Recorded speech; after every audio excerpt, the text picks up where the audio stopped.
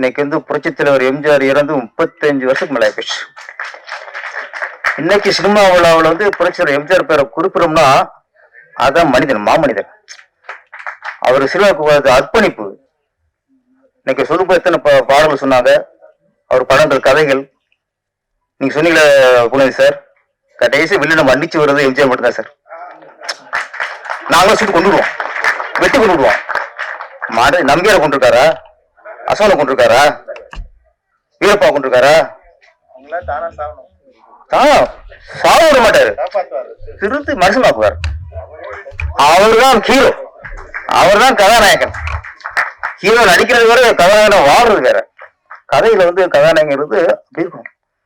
இன்னைக்கு எம்ஜிஆர் பத்தி பேசுறோம்னா, நான் வந்து 30 வருஷம் பாக்குறேன், 30 வருஷத்துக்கு அப்புறம் மனுஷன் பத்தி பேசிக்கிருக்கோம். அப்ப அவர் ஆழமா விதையை போட்டு போயிருக்காரு நம்ம சினிமாவுக்கு. அந்த விதைக்குத்தான் நம்ம தண்ணி ஊற்றி அதுல பூ பறிக்கிறோம், இலைய பறிச்சு படிச்சு இன்னைக்கு படிச்சுக்கிருக்கோம். எம்ஜிஆரோட பிரதிபலிப்பை எந்த கதையும் பண்ண முடியாது.